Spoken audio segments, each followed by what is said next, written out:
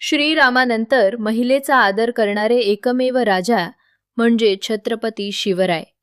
Advocate Madhavrao Mane यांचे प्रतिपादन.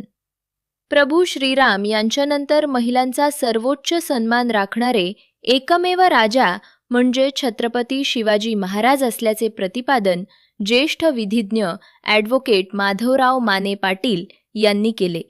हिवरा संगम येथे शिवजयंती निमित्त शिवरायांच्या अर्धाकृती पुतळ्याचे अनावरण व चौक सुशोभीकरण लोकार्पण सोहळ्यात ते उद्घाटक म्हणून बोलत होते. महिलांवरील वाढत्या अत्याचारांना आळा घालण्यासाठी शिवरायांच्या आदर्शांची अंमलबजावणी करण्याची गरज असल्याचं त्यांनी सांगितले. कार्यक्रमाच्या अध्यक्षस्थानी माजी आमदार नामदेवराव ससाणे होते.